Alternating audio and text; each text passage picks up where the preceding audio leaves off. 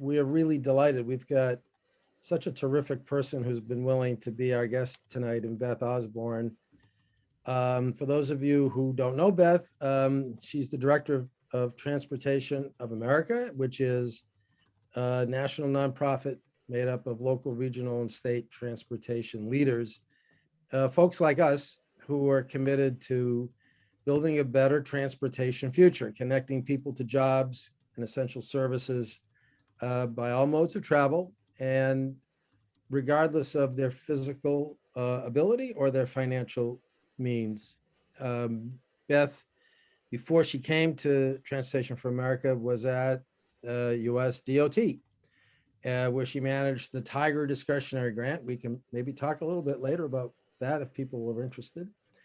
And she managed the livability initiative at DOT, helped develop vehicle economy standards in coordination with EPA.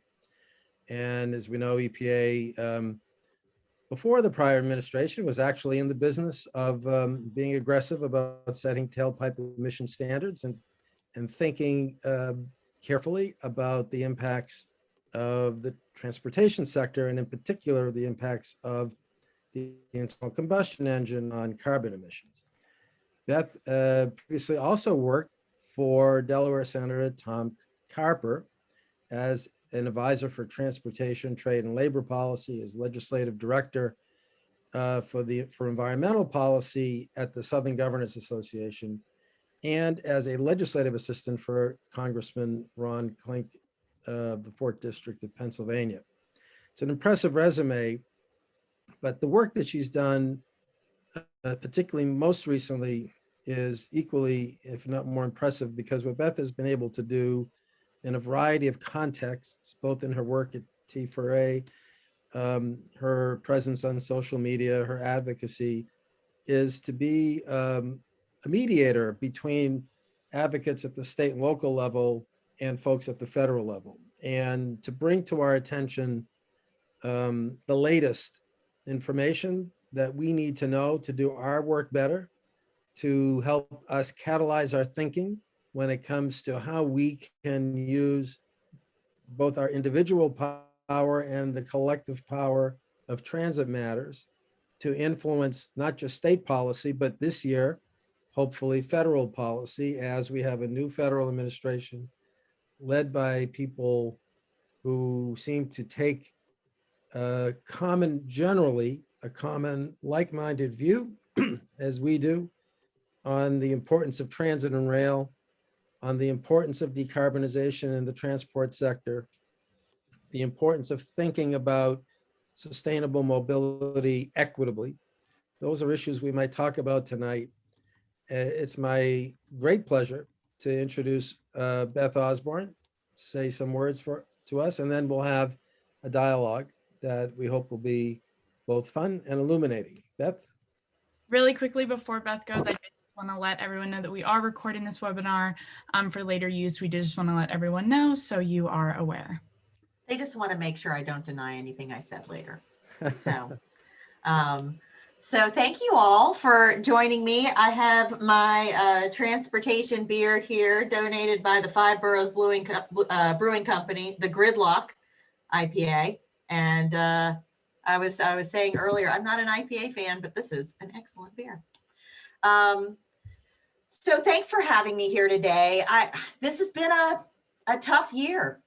We're coming up on the anniversary of when we closed everything down for a couple of weeks to hopefully get ahead of this thing. And I'm usually the person who is brought in to bring a dose of realism, but I find that people are drowning in realism right now. And I want to focus instead on all that we've accomplished and what incredible opportunity we have before us. You know, when the pandemic led to a shutdown, there were a lot of us who feared that there would be a huge loss of support for transit as people stopped commuting and stopped using it. Now, did this happen? Well, we've had several ballot initiatives over the last year, including very large ones in places like Austin and Cincinnati. And in the midst of the emergency, 70% of those voting on ballot initiatives decided they wanted to put more of their hard-earned money towards new transit. So with their own money and their own wallets, they voted and said, transit needs to be a part of our future. Good transit investment is important for the future of my community. When it would have been most easy and excusable to vote down new taxes, the overwhelming majority of people did not do that. Let's look at the federal level. When we were at this point, 2020, it was still considered a bright line that the federal government pays capital costs for transit and operations are handled by the state and locals. But when the pandemic started and it became clear that transit was going to suffer because so many people were staying home, we very quickly got a strong bipartisan bill with $25 billion in operating assistance to keep transit running. We didn't hear a lot of the arguments we were afraid we would hear, including some from rural legislators that often would claim that transit is not a priority in their region. They heard from too many rural transit providers that it was essential and that they weren't looking at cuts, they were looking at going away completely. There's a general understanding that we need both urban and rural places to be served. And not only did we not hear that not everybody needs transit, we seem to get an understanding finally that it doesn't help us much to have a car to bring us to places like the hospital if the people we need to take care of us once we get there can't make it too. And that resonated incredibly well with members of Congress from across the country, communities large and small, and on all sides of the political spectrum. I was particularly struck in reporting about negotiations about the various relief bills that people would almost yada yada transit because that was going to be one of the easy things they got to at the end after they got through difficult things.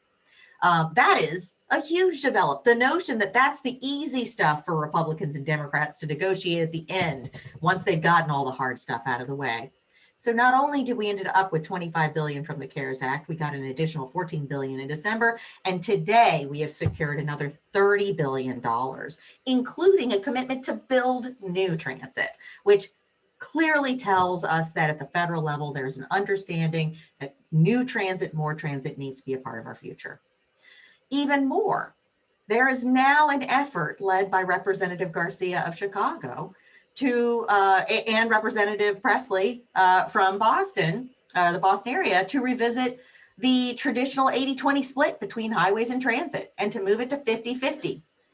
Now, honestly, ask yourself honestly, 2 years ago, did you think that anyone would utter such a thing, much less introduce legislation, much less get dozens and shoot for 100 or more co-sponsors, and it would be part of a reauthorization debate? No, I didn't either. When I started suggesting it, I thought people are going to think I'm crazy, which I am, but not for this reason. And it worked. So it's only taken 40 years to have the conversation, but in the midst of a pandemic, there's a growing number of members of Congress that want to have it. We are in a strong position on transit between the support of the voters and the support of elected representatives in a way we have never seen before for a more robust transit system for Americans. Now, this isn't all sunshine and roses. Nothing can be that easy. There are fundamental problems facing calls for real permanent change to our approach to transportation at the federal and the state level. One is the notion that transportation is one of the only remaining bipartisan issues, and now we want to take it away from them. We are making, particularly Democrats, think about their goals, which makes this discussion more ideological. Now, Republicans have always looked at transportation and the transportation bill as a bill that needs to include their priorities in it, which is why they have focused so hard at bringing decision-making down to the state level and streamlining projects, removing federal oversight as much as possible, and loosening environmental protections. Democrats will agree to that, going along with that for more money, and that's what makes it bipartisan. And we're asking them to stop it. They're not going to like that. There's little understanding of the role transportation plays in issues like climate or equity. particularly our Democratic colleagues have been convinced that all they have to do is switch the drivetrain of cars and buses, and all our climate woes will be taken care of. And when we tell them that is not true, they don't really like hearing it. We're giving them more bad news, that we shouldn't wait until the fleet is totally electrified for the benefits we could get if we just made it possible to walk short distances to the grocery. They believe that those are too hard, they will take too long, in spite of the fact that it's our transportation system that's made it impossible to do. And all we have to do is lift some simple barriers, and we can unlock a lot of non-polluting transportation and make it possible to get to bus stops, get to transit, or just use our own 2 feet. In transportation, we've always presented transportation investment as a way to give people access to the things they need. We have avoided the conversation about how our transportation assets have cut off access to economic opportunity for many, many people, usually Black and brown people, usually Black people, if we're being honest. And now we're starting to have that conversation. And it's long overdue, but it creates another uncomfortable situation for those that just want this to be an easy bipartisan issue. Reform has been something that is presented in the form of, I'll give you some money for a retrofit as long as you let the overall program keep creating the problem we need to retrofit for. Here is $1 to fix the fact that this road is dangerous to walk on. You use that $1 to fix all the past damage, and we're going to spend $20 now and every year going forward to do more damage that you'll need to retrofit. And that's the bargain we've made. We're suggesting that that's not a good enough bargain anymore. And on transit, if you want $1 more for transit, all you've got to do is figure out how to get us $4 more for highways, and then we'll talk. These are all things that's going to take an effort to overcome, and it's going to be uncomfortable and painful, especially for our friends in the Senate. We have an opportunity, not just in terms of a reauthorization bill, but in terms of a potential stimulus bill. Not clear that they'll be able to get it moving, but there will be an effort. And in doing that, we can learn from the 2009 Recovery Act, where all the existing programs were just plussed up. This is an easy approach for those drafting the bill, and it's a good approach if the goal is to build a whole lot more of what we've been building for the last several decades. If instead we want to make generational investments that will produce a more modern, productive, equitable, and green transportation system, that will require some thinking. For example, recently my organization released a proposal for a program that could fund the replacement, removal, or redesign of the quote urban renewal highways of the 50s, 60s, 70s, 80s, and sometimes 90s that destroyed Black and brown neighborhoods.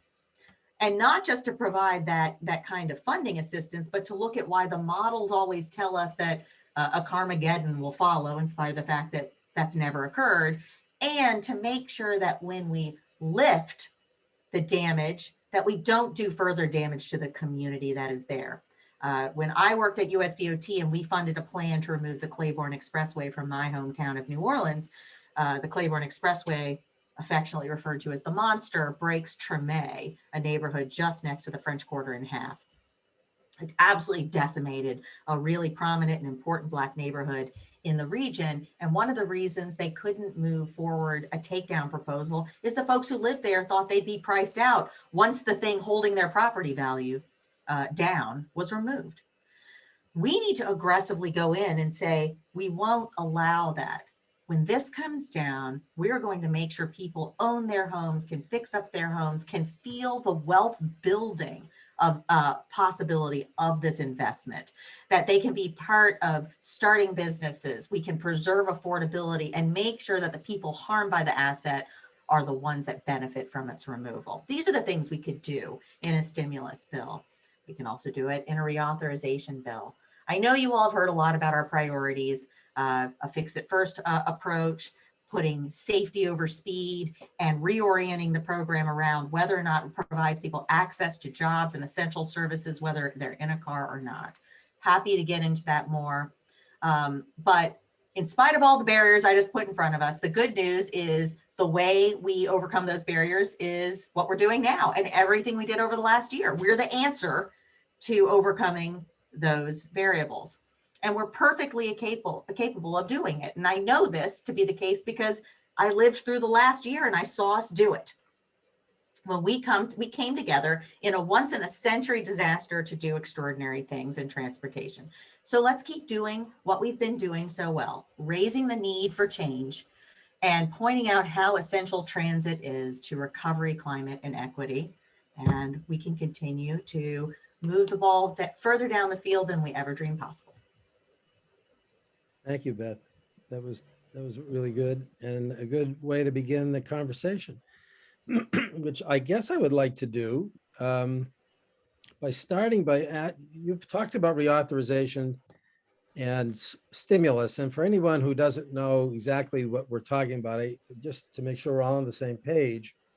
So the Surface Transportation Act, which is the ongoing legacy act from the original Interstate Highway Bill back in the mid-50s. It has had many different iterations and many different names over the course. It was once called ICE-T. It was once called MOVE. It was once, now it's called FAST because people love their acronyms. Heaven help us. And so the FAST Act is theoretically up for, when I say theoretically, oftentimes Congress will kick the can and do a 1-year extension, but hopefully this year there'll be a 5 or 6 year reauthorization of that bill. So there's an opportunity moment with President Biden, Secretary Buttigieg, a Democratic Congress to do something meaningful in a reauthorization bill, like, for example, think differently and change the shortchanging of transit, which has 50-50 funding, to something quite different. Maybe it should be on parity with highway funding. Why not? Maybe that's long overdue. Big deal if we can get that done. Big deal. But the question, Beth, that I have, that I'm going to just start this off, is I've hoped that we could merge a stimulus bill into the reauthorization bill so that we don't have to go to the well twice, and that we can get reauthorization, let's call it reauthorization plus, which would be reauthorization with changed provisions and a stimulus bill that would inject money that could be spent, say, over, I'm going to make it up, over a 10-year horizon, specific investments that create jobs, that go to state of good repair, but that also are transformative in terms of how systems think about providing service delivery in a post-COVID environment. What do you think are the chances of that happening, and how could we influence that? Well, I think Peter DeFazio is very much thinking the way you're thinking, and you see what the House did last summer was to take a reauthorization bill and put it into a broader infrastructure bill. So I think there's a lot of interest on the House side in that.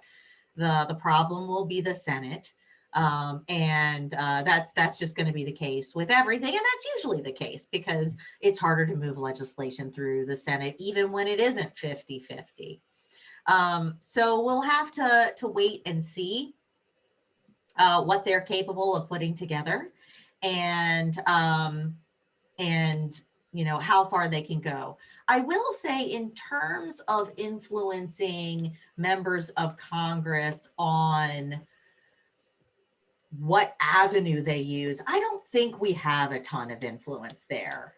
They're going to work through what they think is most passable, most doable on their own. I think our influence is better felt in letting them know what we're going to support and what we're going to be there to give them cover on.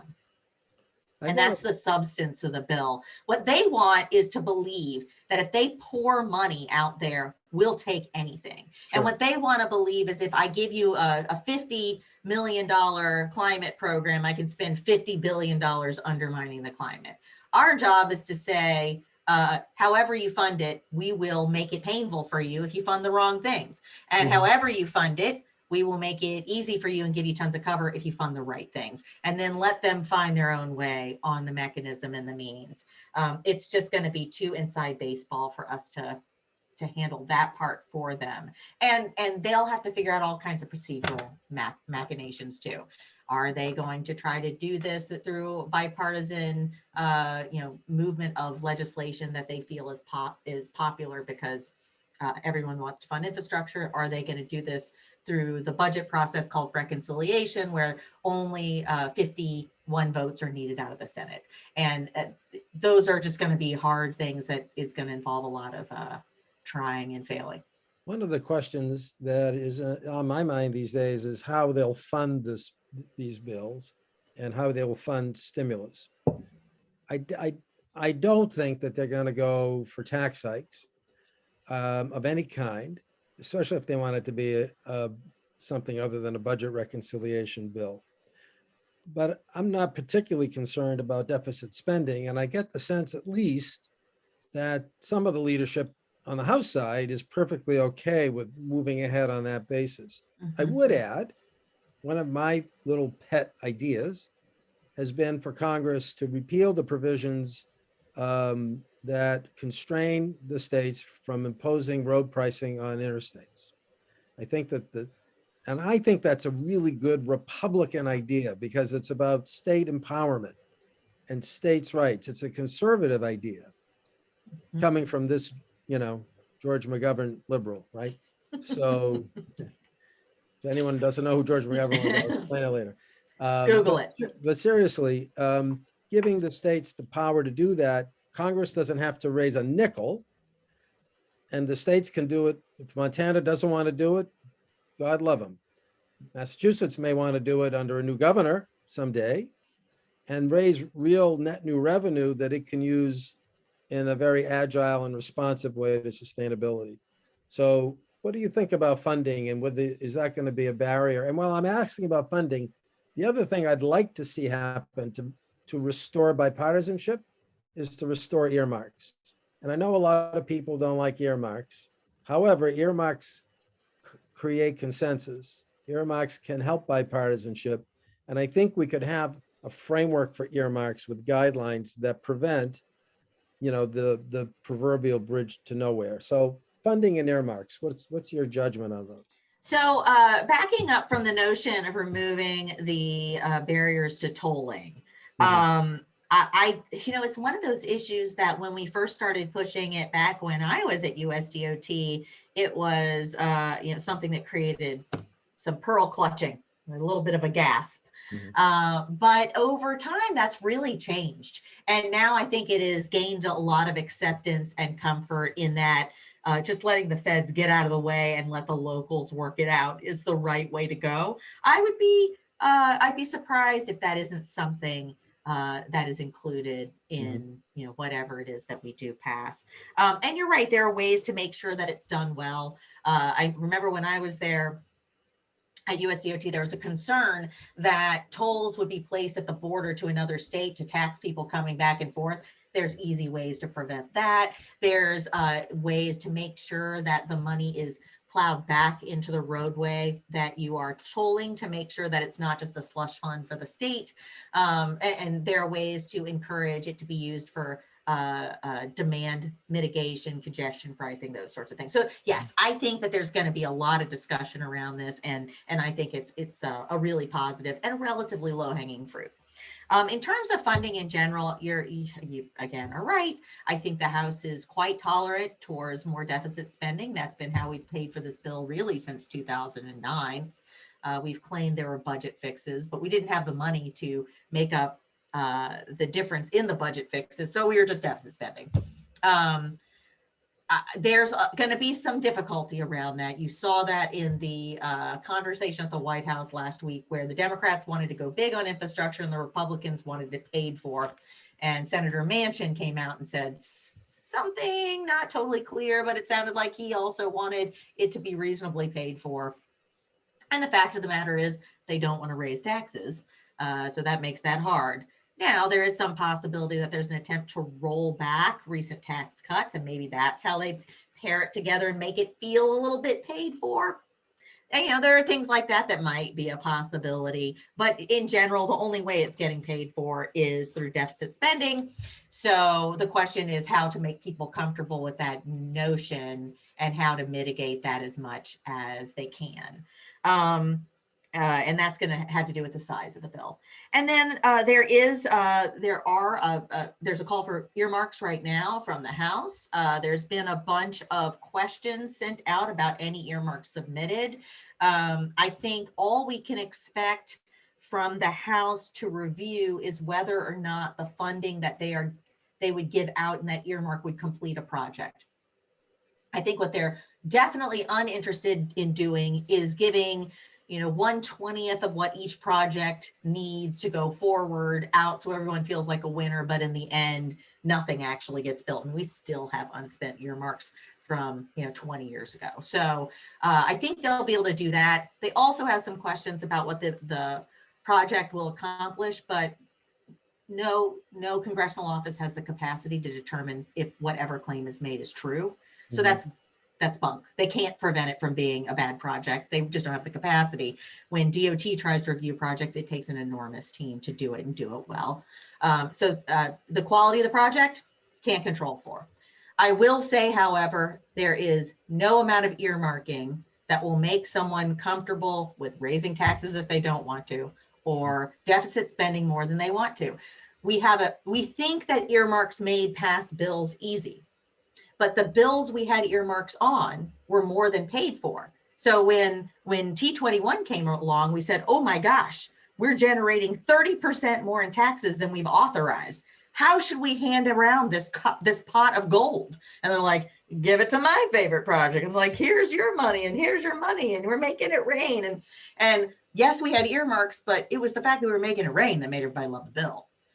I got you. So the earmarks went away at the same time the money went away. And we associate the two. The problem is the money ain't there. And that's going to cause the difficulty in getting something done. Maybe we need to have someone like Oprah in charge of earmarks. Like, you get one. Project. You get one. We're going to move on.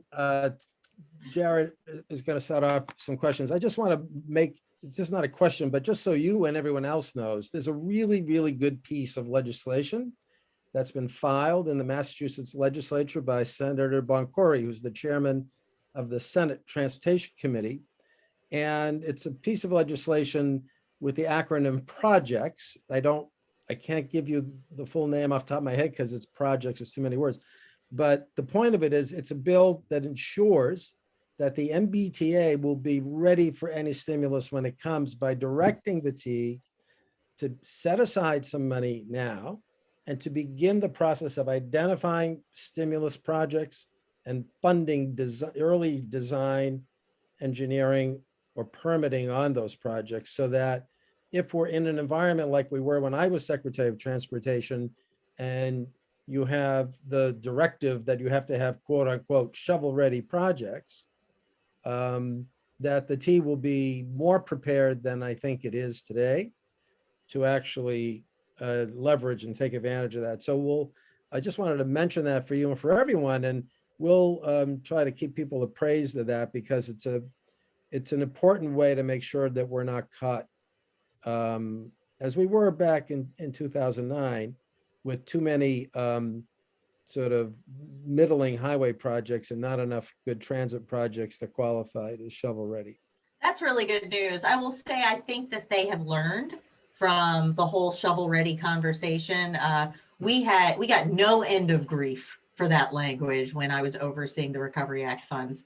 And I don't think we're stupid enough to do that again. We'll see. But I think having projects ready to go is important, because no matter what, if you're really organized and ready to move forward on a project, even if it's not going to go to ground like this, it's more about having that funding package ready to go in a plan. You're going to be able to take advantage of funding that comes down the pike faster than anybody else. So that is a really smart move. And I think a lot of other regions could learn from you all. Terrific. Jared? Awesome. Yeah, I think shovel worthy is the new term that's in. But no, the question I had is, one of the great things about T4A is that you all, are a convener and an organizer, and you all provide resources to, to groups like Transit Matters across the country. What are, what's one sort of organizing success story, from the last year that just really inspires you and gives you hope? You know, we had a national convening, but then it was repeated locally in a couple of places where we pulled together transit agencies and a rider to tell the story to the press about what was going on with transit and why emergency assistance mattered. And having the agency talking about, what was going on system wide was helpful, but having one of their riders there saying what it meant to them was just it's so much more meaningful and powerful. And there was something about the interplay between the agency and the rider, seeing them support each other, that really put it over the top. So I think that sort of approach, and we had to do it all virtually, and it was quick. People had 2 minutes to talk. They couldn't fool around, but it just popped. It created great quotes and feeds for press, and really got people talking about it, and really got those on the call energized and excited. So that's one thing that I think about. The other thing, I think just having our ears open for where people aren't understanding what's needed or think it doesn't apply to them. So in the summer, late summer, we started hearing that there were folks that didn't believe that all of this transit support was particularly helpful to rural America or to small cities. And so we went and just did, it was not a high quality video. It was a smartphone video of someone from Champaign-Urbana, very small town, but with a very good transit system, talking about what was going on there and what they were doing. And we went to a very, very small rural transit system in Oklahoma and had them do the same thing in 90 to 120 seconds and put those videos out there. And I can't tell you how much use we got in just sharing that with people, so they understood that this isn't just about Washington, D.C. or Boston. This is about, Little Dixie Transit in Oklahoma and small communities like, I don't know, a community that might be important to the Secretary of Transportation, South Bend, that are not only equally affected, in some ways more affected, because they have small transit systems that cannot weather a hit. And here in DC, or even in New Orleans, they were reducing frequency. We were going to lose weekend service, and we were, crying into our beers about it. It was the worst thing that could ever happen. Little Dixie was looking at ending service, closing shop, and going away. So, having our ears open and being able to jump into that and talk to each other about, well, who do you know? Who do you know? Let's pull them in. Let's have them tell their story. Let's get their story out there. That kind of organizing and using these networks to organize quickly and find good spokespeople, and recognize that, especially at home, we live in a media age where it has to be visual and pithy and out there quickly. Those were the stories that really shifted the tide, prevented things from going against us, and couldn't have done it without the networks that we've created and we've utilized to work together. Awesome. Thank you. All right, so now we'll open it up for questions. If you want to use the raise hand functions, it's moved now, so it's easier to find. You can find it under the reactions thing.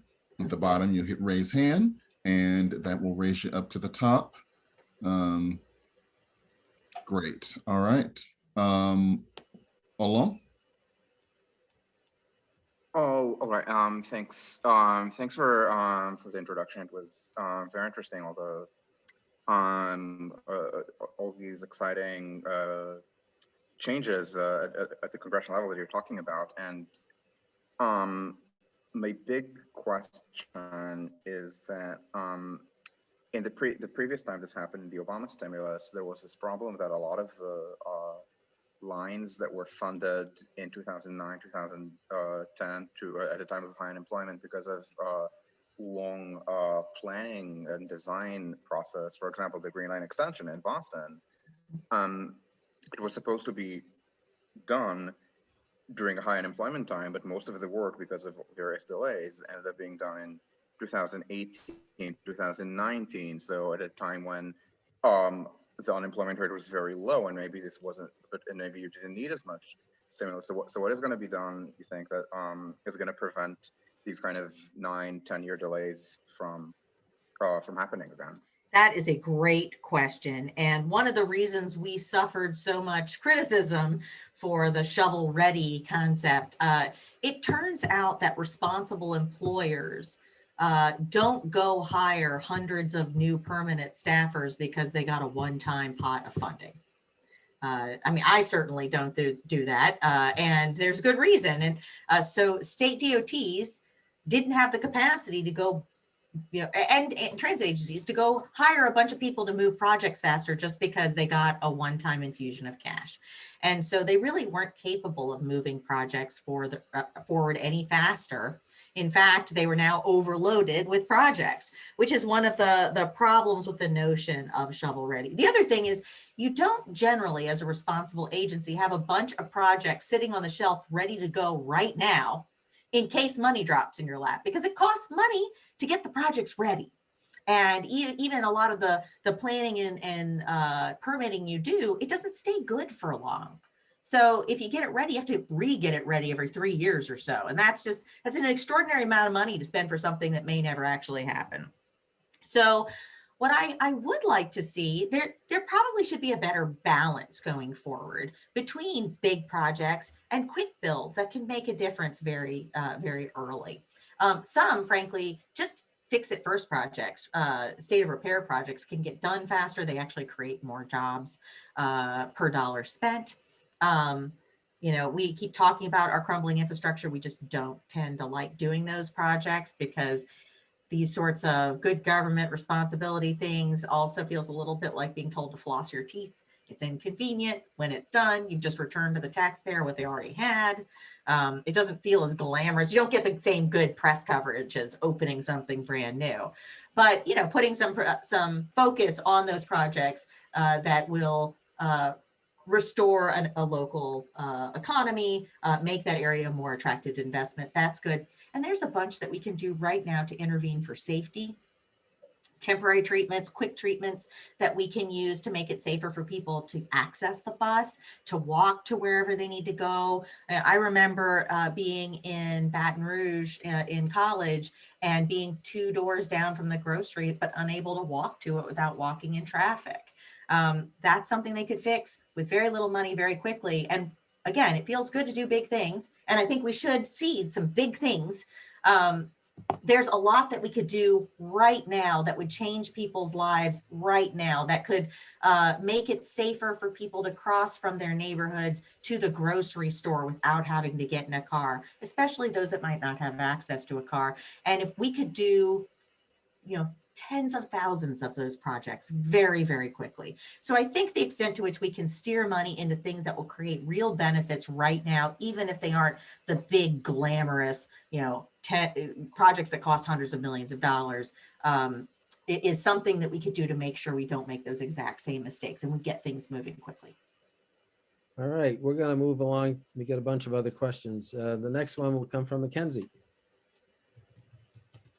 who needs to be unmuted.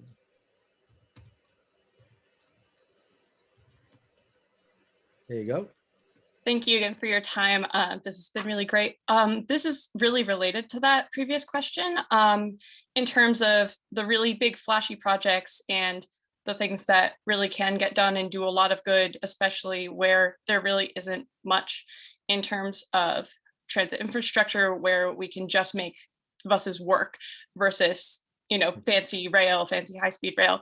And I'm wondering, especially post-COVID, where do you see a lot of the will being in terms of those projects that are all really important to have something new and really shiny and bring some place like a Boston or the Northeast Corridor on par with some of our neighbors abroad in terms of our infrastructure, but also making sure that other people, out in the Midwest, say, don't have a bus that takes 3 hours? Yeah, that's a great question. So I think there's a couple of things. I saw Alon's comment in the chat about universal bus shelter. MBTA has been looking at a lot of their bus stops and the dangerous situations there. Those are things we could do quickly with a big chunk of money. Those are things that we could get going right now. And I think there's a lot of those dangers that we have seen during COVID that were always there, but we have seen them more brightly because of COVID. As Roger Millar, my former colleague, now Secretary of Transportation in Washington State, says, people are seeing their neighborhoods during the daytime all week long. And that changes what they're willing to tolerate in their neighborhood. You know, maybe when you're stuck in your basement office all the time, like, I don't know, me, having access to places to walk around or the ability to run errands without having to get in a car becomes much more attractive. And so cities have been experimenting since the beginning of the pandemic with slow streets and street treatments and curb changes and parking changes and all kinds of really interesting pilots. And one of the things I find very interesting about the conversation in DC is there's more discussion about sending money directly to cities and not going through state DOTs. And it could be very supportive. I mean, we're not going to go around state DOTs with the majority of the money, but having some funding that can go straight to cities that could encourage them to go deeper into some of these things they've been experimenting with, maybe putting out temporary treatments, but decide that they want to make them permanent. We could fund that sort of thing. That could be a really exciting way to take what we've learned during COVID and turn it into good long-term action.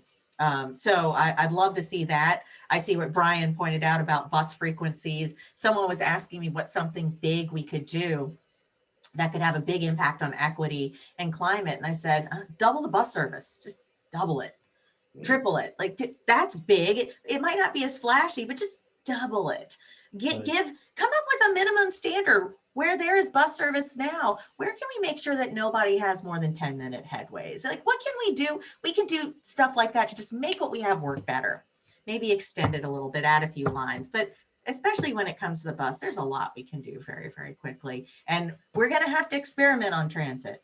You know, we have organized 95% of transit and transportation planning and service around the commute trip. It was always only 20% of trips. So that was always flat out stupid. But now it looks even more stupid because it's fewer than 20% of trips, and it's likely to stay fewer than 20% of trips. So how do we organize a transportation system around non-work trips? Trips to the grocery, to the bank, to school, to the park, to everything that you have to do other than that work trip. And how do you design transit for it? It's going to look different. And here is an opportunity with a stimulus or a reauthorization to experiment on that front and provide better service overall. So I'm very hopeful about what we can do. Thanks, Beth. I'm going to move on. Before I just want my periodic reminder to people when they ask about stimulus funding and doing impactful things with it, the entire initial component, all of the initial components of our Silver Line 4 bus service were paid for by 100% stimulus money in 2009. We did that project in 9 months. So you can create that a whole new service if you want to think about how to get something impactful. I'm going to move on to one of our co-founders, Mark Abuna, who appears to be walking in the big city and has a question for us. Yes, very dramatic background.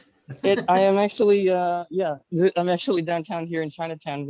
We're out on our evening walk, playing Pokemon Go because this is the only way that I can get to work to walk these days. So actually, as you were saying, you know, being able to go out and do errands without having to get the car, we were literally walking through the supermarket. So it was very apropos. Yeah, so I'm the co-founder of Transit Matters. So I'm actually really excited to have you here and talking about these sorts of issues to this wonderful group of people. And actually, I have the privilege of now working at a transit agency and actually, you know, in charge of helping deploy improved passenger amenities for our system. And, you know, to the extent that we've been able to, that my agency has been able to, they've stockpiled money for these programs. But I think one of the other challenges that I've been hearing from other agencies and from other planners is sort of this gap in policy. no, I'm sorry, not policy, in staff capacity and in planning. I think talking to Alon's suggestion in the chat about a standard bus shelter. I know MBTA has been on the forefront of standardizing a lot of these technologies to improve the efficiency of staff. But I want to go a little bit back to what you were saying before about sort of the federal hands-off approach. I think that works for roads. Do you think there's any appetite to provide a little bit more capacity to help standardize, these sorts of transit assets and procurement programs and planning capacities in a similar way that I think, if I'm recollecting correctly, in the 1970s was a thing with sort of standard setting and at the UMT and all this sort of stuff. So I guess what I'm trying to get at is, where do you think there's opportunity here? You're going old school. That's a great question. I would very, very much like to see a conversation around these things and some minimum standards for what it means to provide quality bus service. It doesn't necessarily have to be, what we'd say CIG type service, what qualifies you to go in for the big new transit capital funds. But what should be a minimum level of service expected? How can we help transit agencies just do an analysis of how much of their service meets a minimum level? I would love to have the conversation. We're starting to explore it. That would be a big push. It'd be a big cultural change. But I think that's exactly the sort of things we should start thinking about as guidance from the feds. What are we shooting for? What is the goal? What is good? We might say that not everyone can reach that goal, but what should they be trying to reach? I think is a fair thing to ask the feds to provide. We do have a hands-off approach. I would argue that the hands-off approach on roads has not worked out very well. But even their version of hands-off they provide a design guide. They have the MUTCD that controls the paint and the reflectivity of signs. They actually provide a whole lot of guidance there. So while they might not be used to providing that level of guidance on what the transit service should look like, I think there's a basis for asking for some guidance on that. And I would love to present it exactly the way you just did, which is providing some capacity enhancement by just allowing people to have some parameters of what they should be designing toward. It's a smart idea. Thank you. We're gonna move next to Andrew Jennings. I'm gonna do Andrew, and then we've got room for two more, and it'll be Brian, and then we'll wrap it up with the question from our board president, Josh Fairchild. So Andrew, you're next. If he needs to be unmuted.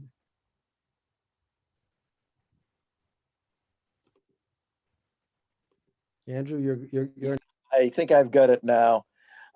Beth, I'm nervous about the fix it first statement because the roadway deficit numbers are just so huge. I think you could use all the stimulus package to fix it first on highways and not get the gains that we want to do in environment, in service, and so on. Could you comment about that huge deficit? Yeah, I think that is a fair, my dad often says, just because you're paranoid doesn't mean people aren't after you. It's right to be concerned that any sort of fix it first agenda for highways could come out of the height of transit.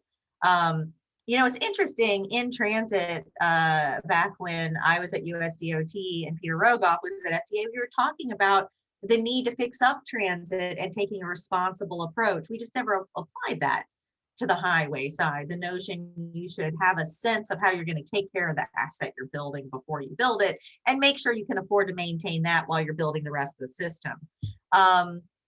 So the proposal is that on the highway side, we're building new stuff we already know we can't afford to maintain. We're practically admitting to it while allowing the rest of the system to fall apart. And we're building all this new stuff that makes it impossible for transit to work.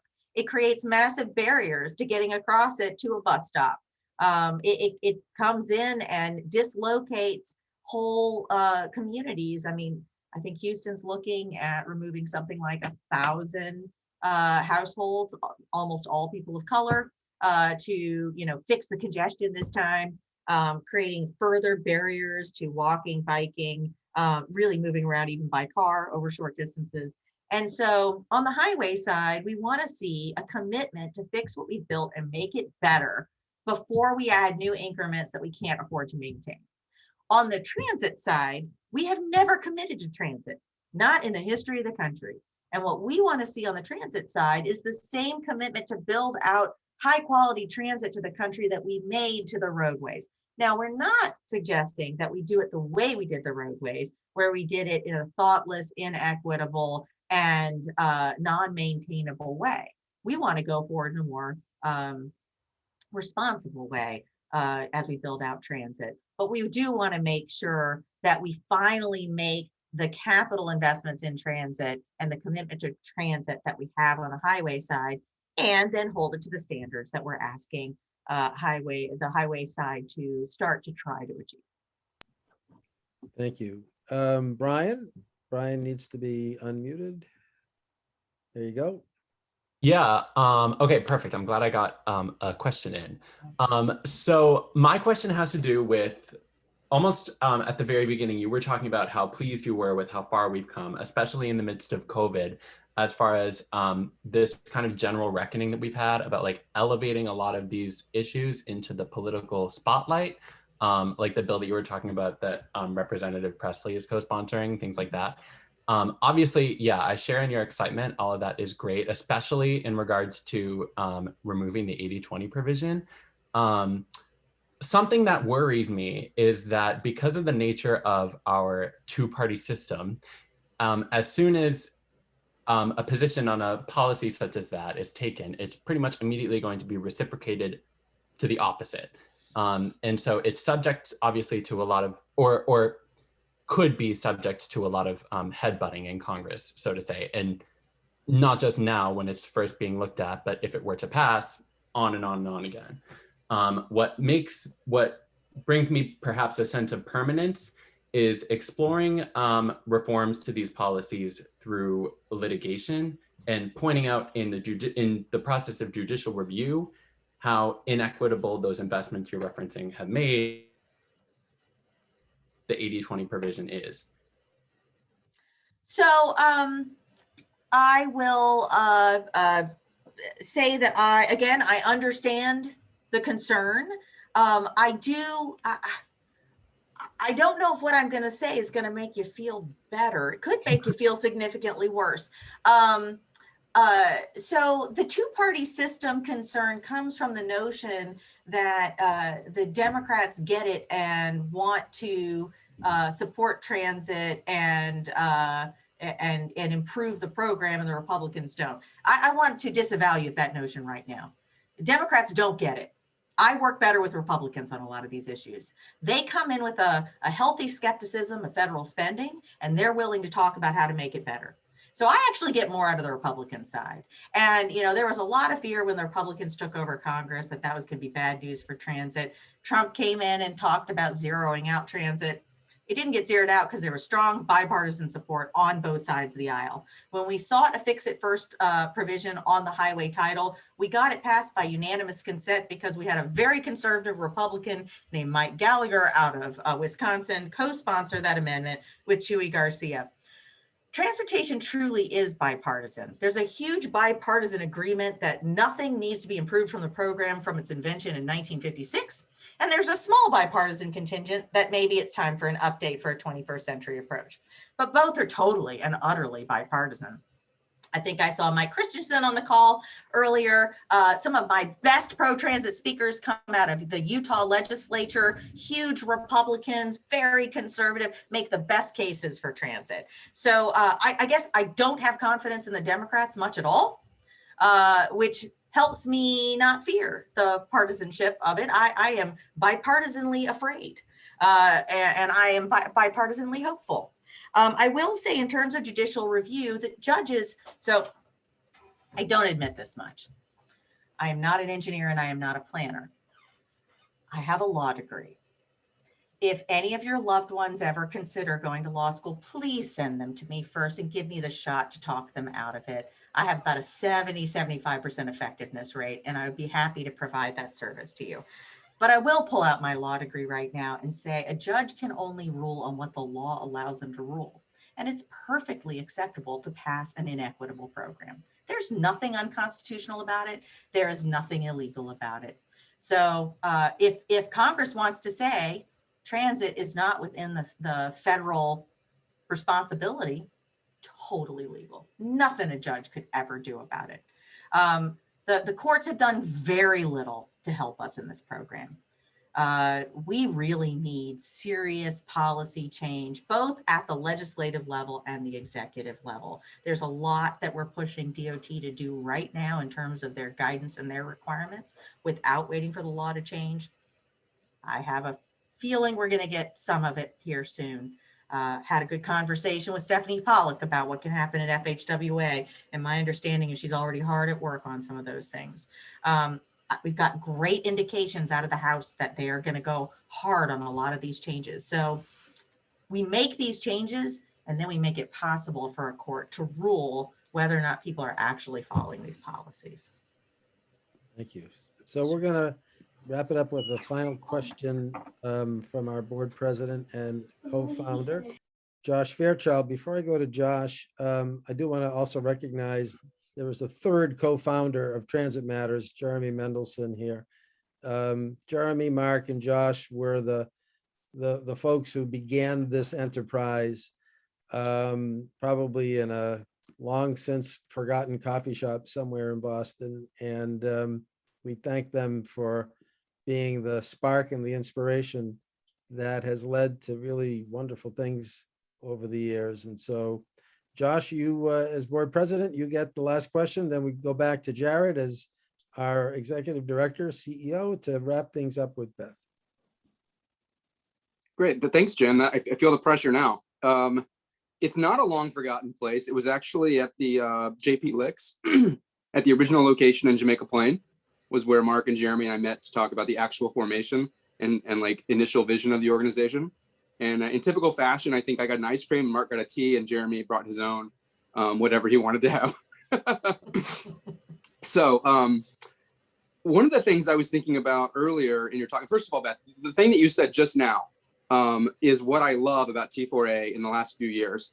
The real talk that comes from T4A increasingly in the last few years and the turn you've taken, I think is phenomenal. I think it really speaks, kind of like you just said, I think it really speaks to the more conservative side of things anyway, as far as the sensibilities that I think is going to really help us have a more national transportation agenda, because I've been increasingly cynical over the last 10 years that nothing good is going to come from the federal government for what we care about, locally as far as like transit and things like that.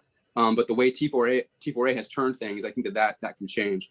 I had a little comment when you were talking about earlier with like, federal money, when it comes in, what can we do to help make sure programs are good that the money comes into? And it's a really tough place because sometimes the return on investment calculations are bad because the inputs are not good. And we see that all the time locally, that we have bad inputs and they give us bad ridership projections. And they assume that like nothing ever changes and that no other like policies come in and impact those things. But one tiny thing that we could do, I feel like at the federal level, is when money comes into a project, the transit agency should just have a map that shows frequency.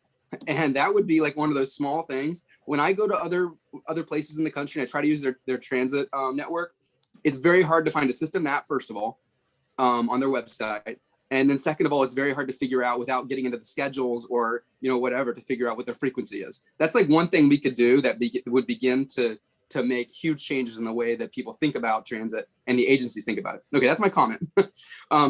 You said some encouraging things earlier about, and I agree about the pandemic making people think more locally about transit, because the 20%, I would even say probably less than 20% of trips that are commute trips that we've been focusing on forever, we're now thinking, oh no, now I'm at home and now it would be great if I could walk to the coffee shop and actually get some exercise. Now I'm noticing that like the bus routes that are here tend to want to go downtown, and I don't need to go downtown right now. I need to go, to the gymnastics place or something like that.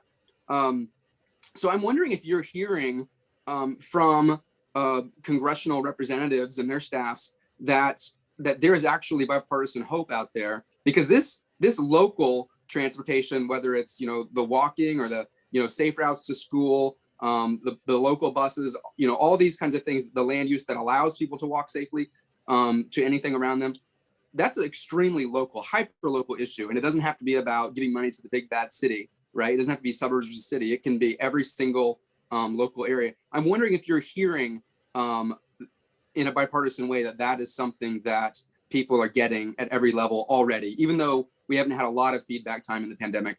And I have a second small question after that. So I was hoping to get your perspective on that. Yeah. Some of these can be hyper local, but a lot of what we attribute to the local isn't always as local as we think it is. One of the things I've been most excited about is the bipartisan excitement on using not even very new technology like GIS to calculate how many jobs and services you can get to from your home by all modes of travel. Would be helped by a better GTFS feed on what transit service was like. And I definitely think that FTA should require much higher levels of data sharing from the federally funded transit agencies to make sure that we have better information on those frequencies. The reform for measuring multimodal access came at the state level in Virginia. They wanted to figure out how to measure whether or not people without cars had access to work. And they worked with us and some others, and they invented a measure that's quantifiable and usable to engineers and allows them to pick one project over another.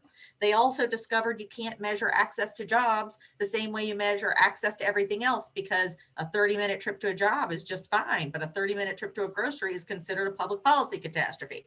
We also discovered by starting to measure these non-job trips that it's the non-job access that is connected to how many cars you have, how much you drive, how much you emit, what your activity levels are like, what your public health outcomes are like. It's not the work trip. Work trip has almost no impact on it at all. It's all the others. And that did not, even though they're hyper local issues, it was the state that cracked the nut. And the state that has encouraged their locals by giving them this information to rethink the way they approach things. And now there is a provision in the House bill that would require every DOT at all levels to measure the effectiveness of transportation using this lens. It's so incredible. It puts all kinds of transportation on par with one another, and it puts land use changes on par with transportation changes. And it can allow any level of government to make that evaluation. I am so excited about this. People think I'm overselling it. I'm not. I'm underselling it. It is the coolest change to transportation that is out there. And I think it can allow us to force the states to consider these impacts too, even if it could be a hyper local change that fixes the problem.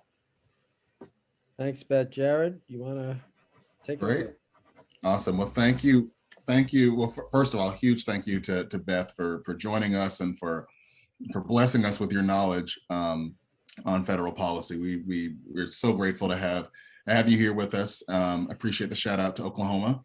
There were, I count 3 Oklahoma mentions on this call. I'm an Okie. Josh is an Okie. My father's family's from Oklahoma. See, I knew there was a reason I liked you. There's just something. Anyway, and also thank you everybody for joining us for this wonky dive on transit. So excited. A couple things I want to plug. First of all, always, Transit Matters is a nearly all volunteer organization that depends on memberships and donations. So if you are not a member, definitely sign up for that. If you'd like to donate, sign up for that as well. And we just released, and one of the things that your donations and membership helps to support is our report. So we just came out with a report on another really, really exciting thing that I hope is actually going to catch on the federal level, and that is transforming our commuter rail networks, because it's not just Boston. There are communities around the country where commuter rail goes through low income, minority communities, or even just dense inner city communities to serve suburban commuters. And now that we're entering a new phase of work, a new future, I think we really need to look at how we, how we use that. And so I think the commuter rail system in Boston is, could really be a test case for that. And so we've got our report on the new report Rockport line. Tim is linking that in the chat, so definitely go and check that out. And we'll be announcing our next Beer in Transit soon. But thank you so much for coming. Thank you to my incredible board, interns, volunteer, and staff team for helping us put on incredible, amazing events. And again, another huge thank you to Beth. Thank you for inviting me. Of course. Have a great night, everyone.